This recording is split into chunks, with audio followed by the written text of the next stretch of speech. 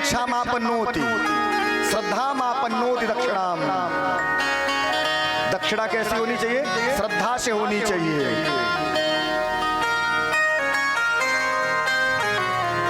अगर आप दबाव में दक्षिणा देते हैं, चाहे किसी के कहने पे देते हैं, तो ऐसा नहीं। प्रत्येन दीक्षा मापन्नोति श्रद्धा मापन्नोति दक्षिणाम। और दक्षिणा हमेशा श्रद्धा से देनी चाहिए।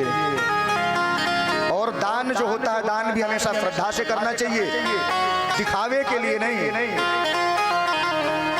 आजकल महाराज लोग दान करते हैं ना, मंदिर के बाहर 1-1 रुपए का सिक्का बांटेंगे और दूसरे को लगा रखे रहेंगे कि 1-1 रुपया हम बांट रहे, फोटो खींचते रहना महाराज। उसमें ना कहीं से गड़बड़ हो, 1-1 रुपया भिखारियों को दे रहे हैं, लेकिन फोटो ना मिस करेगी।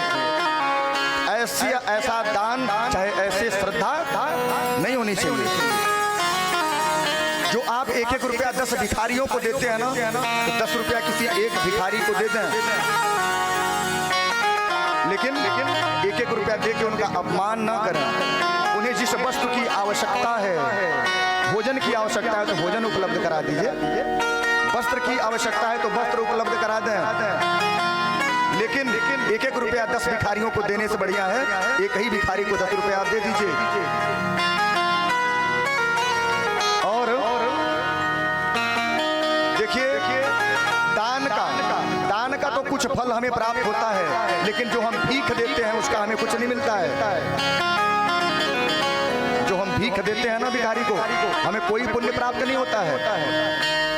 इसलिए भीख मत दीजिए, दान दीजिए। और दान भी कैसे दीजिए? श्रद्धा से दीजिए, दिखावे के लिए नहीं। और इसलिए दान चाहे कैसा भी हो, अपनी क्षमता के अनुसार होना चाहिए। दान या दक्षिणा जो होता है ना, कहा जाता है कि अपनी क्षमता के अनुसार। अगर आपके पास नहीं है तो ठीक है, लेकिन जो आपकी क्षमता है, अपनी क्षमता के अनुसार आप दान करिए, उसी हिसाब से आप दक्षिणा दीजिए। और कहते हैं सबसे बड़ा दान तो हुआ होता है जो हम और आप यहाँ दे रहे हैं, गोविंद को दान देना, गोविंद की कथाओं में समय देना।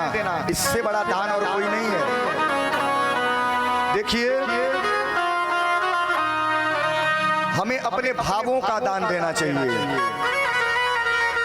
क्योंकि इस संसार में जो भी कुछ आप पाए हैं ना, इस संसार से ही पाए हैं, कुछ लेके नहीं आए थे।